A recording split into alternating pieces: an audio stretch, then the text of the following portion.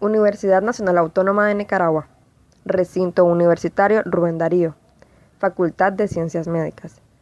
Los estudiantes del curso de verano de Fisiología 1 tenemos el agrado de presentarles el control de movimiento. Los integrantes somos Marta Aguilar, Alejandro Boza, Timea Blanco, Marta Dávila, Diana Díaz, Kevin García, Catherine López y Javiera López. Entre los temas a exponer tenemos conceptos generales, las características morfofuncionales de los niveles de organización y coordinación de movimientos. Entre ellos, destacar el sistema piramidal y extrapiramidal. También, núcleos basales y la formación reticular. Además de esto, tenemos el cerebelo y su división filogenética. Entre los objetivos tenemos definir el concepto de movimiento y sus factores desencadenantes. Mencionar los niveles de coordinación y control. 3.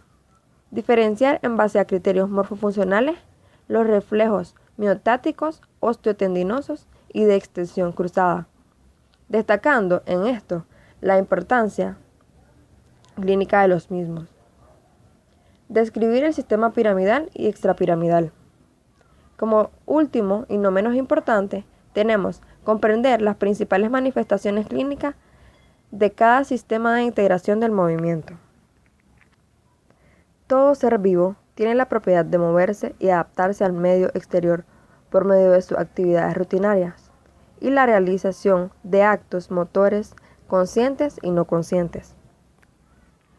El movimiento es la capacidad de cambiar de posición el cuerpo o parte del mismo en el espacio, con respecto al tiempo y a un punto de referencia. Toda actividad motora se encuentra bajo la responsabilidad de todos los niveles de organización del sistema nervioso central, en el cual está integrado por niveles de control directo y de coordinación. Asimismo, existen sistemas de control de movimiento muy importantes que participan en el acto motor voluntario, tono muscular y postura. De igual manera, estructuras como cerebelo y sus divisiones filogenéticas, que participan en la regulación de la actividad muscular. Es importante que como futuros trabajadores de la salud tengamos un buen conocimiento acerca del control de movimiento y el equilibrio, ya que es una de las principales cualidades que a diario mantenemos y constantes, y que existen patologías que afectan a esta zona y que a simple vista no se pueden notar en dichos pacientes. La importancia biomédica. 1. La implicancia más importante de esta teoría es el concepto de que la recuperación del control debe enfocarse en las actividades esenciales funcionales. 2. Sugiere la importancia de comprender el papel de los sistemas perceptivos, cognitivos y de acción en el cumplimiento de estas tareas. 3. Las lesiones de las vías corticoespinales dan lugar a debilidad muscular o parálisis completa del movimiento voluntario, predominantemente distal, signo de Babinski. A menudo, espasticidad. El aumento del tono muscular es proporcional al grado de estiramiento, aplicando a este resistencia, que desaparece bruscamente, produciéndose el fenómeno de navaja de muelle. Los trastornos de los ganglios basales no producen debilidad muscular, ni alteración de los reflejos. Se caracteriza por movimientos involuntarios que causan un aumento, una disminución del mismo y cambios en el tono muscular y la postura. ¿Qué es el movimiento? Es la capacidad de cambiar de posición el cuerpo o parte del mismo en el espacio con respecto al tiempo y a un punto de referencia. El control de la actividad motora es responsabilidad de los niveles de organización del sistema central. Cada movimiento involucra la puesta en marcha de todo un engranaje completo y perfecto, en el que intervienen no solo el sistema musculoesquelético, sino también el sistema nervioso central que lo posibilita y lo controla. Entre los principales movimientos tenemos tomar algo, sentarse, agacharse, girarse, subir y estirarse. Mi nombre es Alejandro Boza y le estaré hablando acerca de las características de los niveles de organización del sistema nervioso central. Los niveles de integración y control de movimiento aumentan en complejidad y jerarquía en relación a la función motora en dirección caudocefálica dentro del sistema nervioso central. Existe un grado mayor de integración sensorial con la función motora en la medida en que aumenta la jerarquía en los diversos niveles de integración y control motor. Todos los niveles de integración y control motor se encuentran con un alto grado de interrelación de forma que actúan en forma armónica como una unidad. Asimismo, los niveles de integración y coordinación del movimiento se dividen en dos partes: niveles de control directo, que son la médula espinal, tallo cerebral y la corteza sensorimotora, y los niveles de coordinación, que son núcleos basales y cerebelo. Podemos afirmar que la médula espinal es una región del sistema nervioso central que se halla alojado en el conducto raquídeo, y esta está encargada de llevar impulsos nerviosos a los nervios raquídeos, comunicando el encéfalo con el cuerpo. Podemos observar que la médula espinal se divide en 5 secciones, donde en la primera consta de 8 pares de nervios cervicales, 12 pares de nervios torácicos, 5 pares de nervios lumbares, 5 sacras y 1 coccigio. Dentro de la función de la médula espinal tenemos que las aferentes, en las que son llevadas sensaciones del tronco, cuello y las extremidades hacia el cerebro.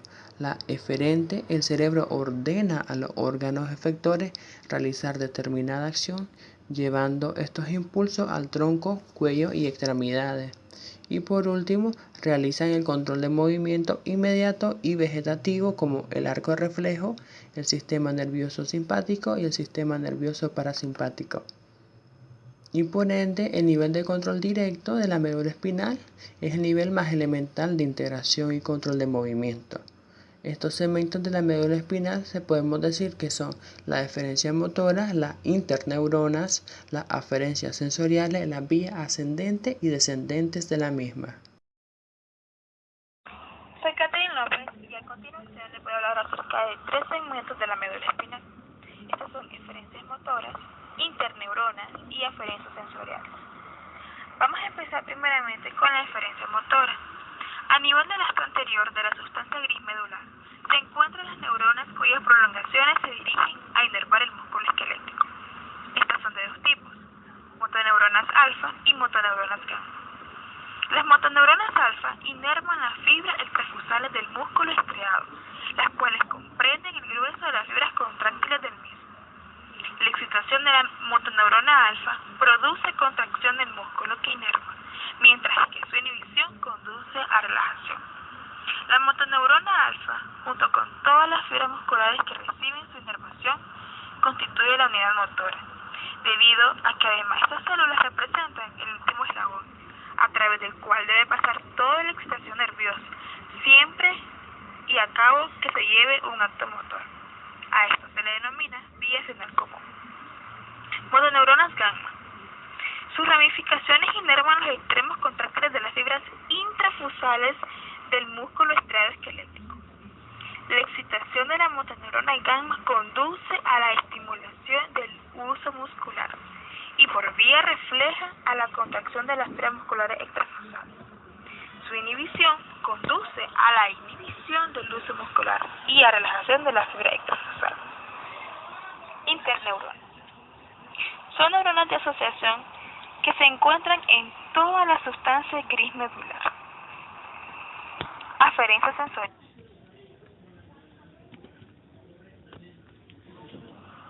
Aferencia sensorial. En el asco posterior de la sustancia gris medular penetran fibras sensoriales, cuyo cuerpo celular se encuentra alojado a nivel de glándulas espinal. Estas neuronas tienen prolongaciones hacia la periferia, en donde se conectan con receptores sensoriales. Estas fibras dan origen a los nervios espinales y conducen información sensorial proveniente de los músculos, articulaciones y piel, niveles superiores para su interacción con el mismo. Es lo que miramos en la imagen. Ahora, vías ascendentes y descendentes. Las vías ascendentes constituyen las fibras aferentes sensoriales. Las vías descendentes se definen como aquellas que inician o modifican la actividad y que tienen su origen en el cerebro y terminan en una sinapsis en la médula espinal. Estas vías modulan la actividad segmentaria de la médula. Hay 4 principales vías descendentes, que son haz corticoespinales lateral y ventral, haz reticuloespinal, haz vestibuloespinal y haz supraespinal. Ahora veremos lo que son los reflejos espinales. Reflejo es la respuesta motriz o sensorial que se produce en un órgano determinado, puede ser consciente o no consciente. A esto se le involucra también lo que es el arco reflejo, que es el circuito que se desarrolla entre la entrada del estímulo y la ejecución de la respuesta. En la imagen podemos observar 5 principales pasos del arco reflejo. Primeramente tenemos un receptor, que comprende la célula encargada del proceso de transducción de la información sensorial. A continuación tendremos una vía aferente, que ésta conduce la información del estímulo iniciador hacia el centro de integración. Luego, este centro integrador se encarga del procesamiento de la información sensorial y emite una respuesta. Luego, la vía eferente va a conducir esta respuesta del centro integrador al órgano efector. Y el órgano efector puede ser músculos, órganos que efectúan la respuesta. Aquí tenemos los principales reflejos espinales. Primeramente tenemos el reflejo osteotendinoso espinal, o también se le puede llamar osteotendinoso o profundos. Son aquellos en los que la respuesta se obtiene por la aplicación de un estímulo mecánico. Un ejemplo claro de esto es el golpe con el martillo de reflejo sobre los tendones. Este se divide en dos, en un reflejo miotático y en un reflejo tendinoso. Reflejo miotático. Los receptores que inician este reflejo se denominan usos musculares, los cuales se encuentran en el interior de los músculos. Esta constituye la porción receptora del uso. Dentro de ellos tendremos 2 fibras interfusales, una fibra de bolsa nuclear y una fibra de la cadena nuclear. Luego tendremos el reflejo tendinoso de Golgi. Los tendones del músculo esquelético contienen unos receptores especiales denominados órganos tendinosos de Golgi. Estos receptores son sensibles a los cambios de tensión originados por los músculos cuando se contraen. El órgano tendinoso de Golgi es estimulado cuando hay un aumento de la tensión muscular. Las señales son transmitidas por fibras nerviosas de tipo 1B a áreas localizadas de la médula espinal o bien al córtex cerebral. Tenemos ahora el reflejo flexor y el reflejo extensor cruzado. Estos tienen una relación muy similar, puesto que el reflejo flexor está desencadenado de forma más potente por la estimulación de las terminaciones dolorosas. Por ejemplo, un pinchazo o calor. O también puede desencadenarse por la estimulación de receptores del tacto. El reflejo extensor cruzado es aproximadamente 0.2 a 0.5 segundos después de un estímulo que provoca un reflejo reflexor en una extremidad. Lo que pasa aquí es que el miembro opuesto comienza a extender. A esto se le llama reflejo extensor cruzado. Tallo cerebral o encefálico está constituido por la médula oblongada, el puente y el mesencéfalo y ocupa la fosa craneal posterior.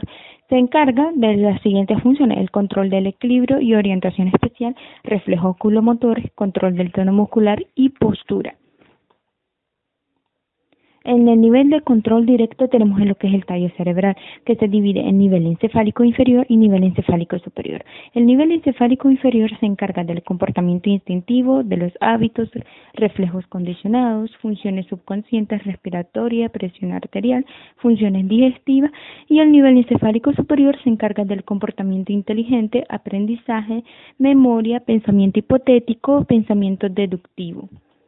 En la corteza sensorimotora tenemos que en los lóbulos frontales se encuentra la corteza motora, anterior al surco central del lóbulo frontal posterior. El surco central se encuentra en la corteza sensitiva. En las etapas de la corteza motora tenemos la corteza motora primaria, la área premotora y la área motora suplementaria. En la siguiente imagen podemos ver las áreas funcionales motora y somatosensitivas de la corteza cerebral. Los números 4, 5, 6 y 7 corresponden a las áreas corticales de Brodmann, según se explica en esta imagen. También podemos ver en lo que es el área motora, el área premotora, el área suplementaria, la corteza motora primaria, y en el área sensitiva tenemos lo que es la área somática 1 y la área somática de asociación. Ahora, en el sistema piramidal tenemos lo que es el haz corticoespinal o también llamado vía piramidal.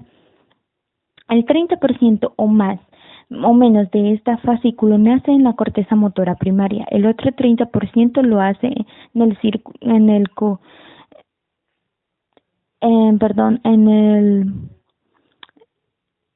lo hace en las áreas motoras, premotora y motora suplementaria, y el 40% en las áreas somatosensitivas por detrás del surco central.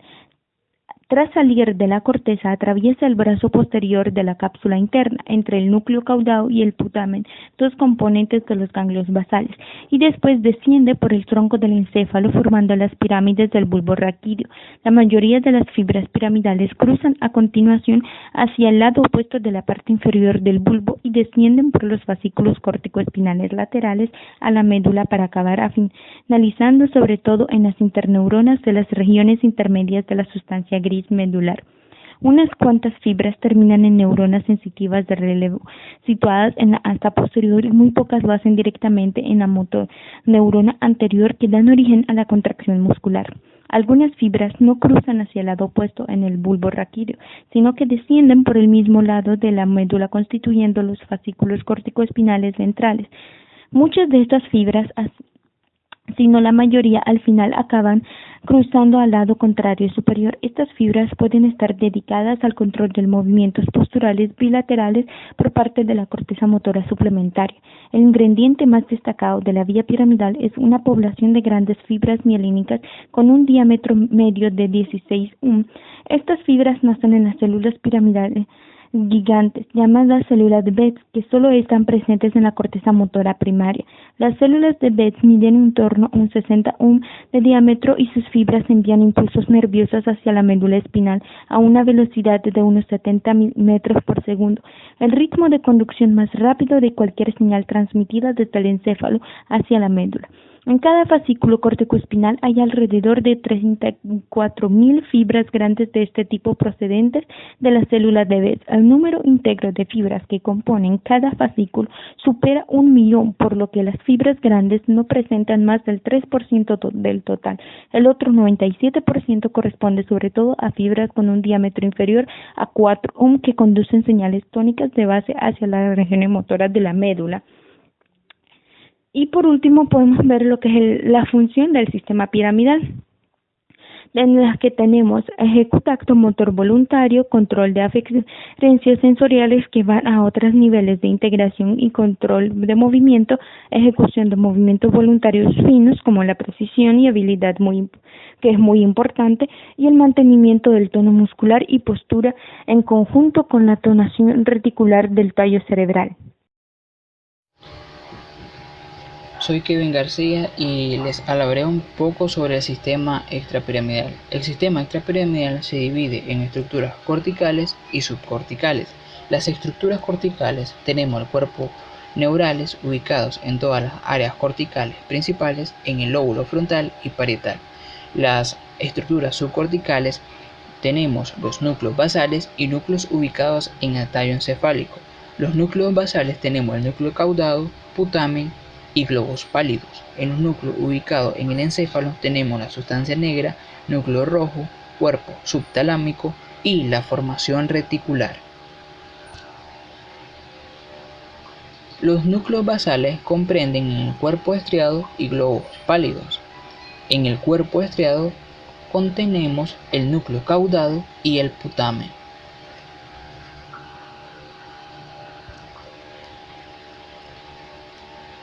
El globo pálido recibe abundantes aferencias, las cuales llegan principalmente al núcleo caudado y putamen, que conforman el neo estriado. Estas aferencias provenientes de la corteza, tálamo y sustancia nigra. Emite aferencias a partir del globus pálido, el páleo estriado, hacia el tálamo a través del asa lenticular y el fascículo lenticular. Las principales funciones de los núcleos basales tenemos que extremadamente importantes en el control del movimiento. Mantiene el tono muscular en reposo. Mantiene el tono muscular basal. Inicia los movimientos intencionales simples y participa en la iniciación de movimientos intencionales simples. Participa en estos aspectos regulados por los núcleos basales en estrecha relación con la corteza cerebral.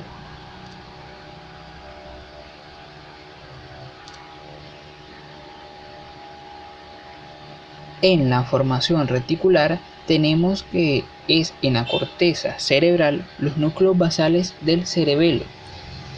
En el área facilitadora reticular tenemos un aumento de descarga de motoneurona alfa-gamma,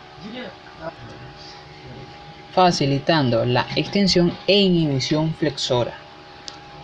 En el área reticular inhibitoria hace una disminución de la descarga de motoneurona alfa y gamma, inhibiendo la extensión en el tono muscular. Tanto el área facilitadora reticular y el área reticular inhibidora hace el retículo espinal vestíbulo espinal. En la formación reticular, el mantenimiento de la postura erguida en el hombre requiere de un adecuado sostén antigravitacional. Esto está dado por la contracción sostenida de los músculos, cuya acción fisiológica se opone a la gravedad. En ello participa activamente la formación reticular, la cual está formada por una gran cantidad de fibras entrelazadas en forma de red y por los núcleos reticulares. Se extiende desde la porción inferior del diencéfalo hasta el inicio de la médula espinal. La formación reticular recibe aferencias provenientes de la corteza cerebral, núcleos basales, cerebelo, núcleos vestibulares y la médula espinal. Emite eferencias a cerebelo, tálamo, corteza cerebral y médula espinal. El cerebelo está relacionado primordialmente con la coordinación, ajuste y suavidad de los movimientos. Él recibe la información de las áreas motoras de la corteza cerebral y de los impulsos aferentes de los receptores vestibulares, de los propios receptores táctiles cutáneos, receptores auditivos, receptores visuales y unos de los receptores viscerales. Sin embargo, la manera exacta de cómo funciona el cerebelo para producir sus efectos sobre el movimiento no está aclarada. En las funciones que comprende el cerebelo tenemos que la participación en la regulación del tono muscular por influencia que ejerce sobre la área facilitadora reticular y el área inhibitoria reticular.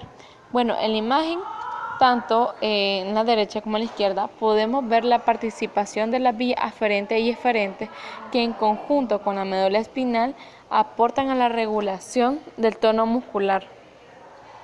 Tenemos también la participación en la iniciación de movimientos voluntarios como apoyo de la corteza cerebral y que esta función depende principalmente de esta última estructura. Aquí tenemos un claro ejemplo, las dos imágenes que se encuentran a la derecha de lo que son movimientos voluntarios por ejercicio, estiramiento, hasta cuando hacemos un estornudo. Y aquí un ejemplo cotidiano que es la flexión y extensión en la articulación del codo. También el cerebelo actúa como un órgano coordinador que de momento a momento compara el acto motor diseñado con el acto motor que se ejecuta. Y de existir diferencia entre ambos, se encarga de corregir el movimiento informando a la corteza de dicha corrección. Aquí tenemos un ejemplo de la correlación que tiene la corteza cerebral con el cerebelo. Bueno, el cerebelo lo conocemos como comparador o centro integrador, la corteza como centro de acomodación, que se da una retroalimentación negativa al estar un impulso, viaja al cerebelo, el cerebelo da su información a la corteza cerebral y esto va a provocar una respuesta. En la división filogenética del cerebelo encontramos el arqueocerebelo, o más conocido como vestíbulo-cerebelo, paleocerebelo o espinocerebelo, neocerebelo o cerebro-cerebelo. Soy Diana Díaz y hoy les hablaré sobre la división filogenética del cerebelo. Tenemos primero lo que es el arquicerebelo o vestíbulo-cerebelo, que es la porción más antigua y representada por el lóbulo flóculo nodular, que se encarga de mantener el equilibrio, el control de la postura y de los movimientos oculares. El paleocerebelo o espinocerebelo está comprendido por el vértex y porciones mediales adyacentes de hemisferios.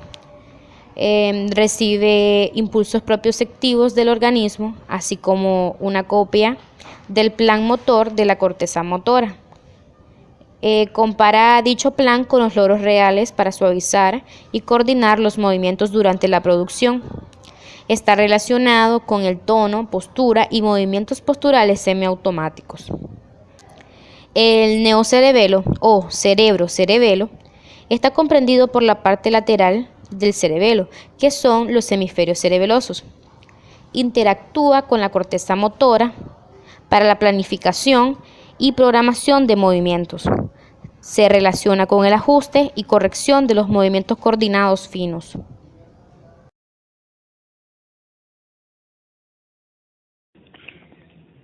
El sistema ventricular está relacionado con el equilibrio y el control espacial. Los conductos semicirculares membranosos, el utrículo y el sáculo del oído interno son las estructuras que participan en el equilibrio. Los conductos semicirculares presentan dilataciones en sus extremos denominadas ampollas. En el interior de la misma se encuentran las crestas ampollares, que constituyen el epitelio sensorial, donde se encuentran las células ciliadas, que son receptores mecanosensibles, sobre los cuales se encuentra una capa mucilaginosa que se denomina cúpula. El utrículo es una vesícula en la que se insertan los conductos semicirculares membranosos. El sáculo es una vesícula de menor tamaño y está unida al utrículo por el conducto endolinfático. Entre las funciones del sistema ventricular tenemos mantener el equilibrio estático, la detención de la aceleración lineal, la predictiva del equilibrio y los reflejos posturales. En esta imagen podemos observar los receptores del equilibrio, que los canales semicirculares se encargan de detectar la aceleración angular de la cabeza. Esto quiere decir que es el ritmo de la rotación de la cabeza en un determinado momento. Al realizar un movimiento giratorio de la cabeza, los canales semicirculares giran con ella. Esto provoca un desplazamiento de la cúpula al inicio y al final del movimiento, lo cual moverá los cilios en una determinada dirección y provocará la excitación de las células ciliadas, cuando el quinocilio entra en contacto con la cúpula y por lo tanto con la endolinfa, que es rica en potasio. Se aumenta lo que es la permeabilidad para el potasio en las células ciliadas, produciendo una despolarización. El potencial transmembrana, que en reposo era de menos 60 minivoltios, pasa a ser de menos 50 minivoltios.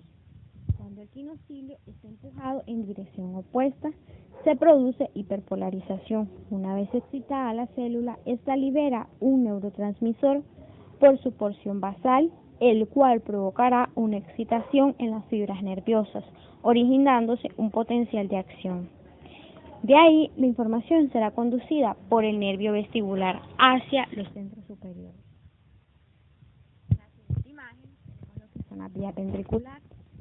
La vía ventricular Las vías aferentes del nervio ventricular tienen sus cuerpos celulares en el ganglio vestibular, que se encuentra cerca del conducto auditivo interno. De ahí parten fibras que hacen sinapsis con el complejo nuclear ventricular, el cual se encuentra ubicado por debajo del piso del cuarto ventrículo, en tallo encefálico, y están formados por 4 núcleos importantes, que son el núcleo vestibular superior, el núcleo vestibular lateral, el núcleo vestibular medial y el núcleo vestibular inferior. El pequeño grupo de fibras vestibulares hacen sinapsis directas al cerebelo. De los núcleos vestibulares salen fibras hacia el cerebelo y a la médula espinal, estableciendo conexiones en el sistema oculomotor. Estas conexiones permiten coordinar los movimientos cefálicos y celulares para que se pueda mantener la fijación visual sobre el objeto. Además, que la información que es recibida desde el oído interno puede ayudar en el mantenimiento del equilibrio al influir sobre el tono muscular. Bueno, como conclusión tenemos que el control de movimiento es muy importante para nuestra formación como futuros médicos, ya que serán varios de los casos en los que tendremos que desempeñarnos como trabajadores de la salud. Es nuestra responsabilidad dar respuesta a muchas de las interrogantes de los pacientes, conocer todas las patologías que afectan el control del movimiento, como son los síndromes de Parkinson, los síndromes cerebelosos estáticos y cinéticos, los síndromes vestibulares, las lesiones de las neuronas motoras superiores e inferiores, entre otras. Bueno, ahí tenemos lo que son las bibliografías que ocupamos, que William, el libro de Cannon, Fisiología Médica, Tratado de Fisiología Médica de Gulton, Neuroanatomía Clínica, un folleto que se nos facilitó, que hizo nuestra doctora Quintanilla, apuntes de la conferencia impartida por los docentes. Bueno, muchas gracias por su atención, espero les sea de utilidad este video.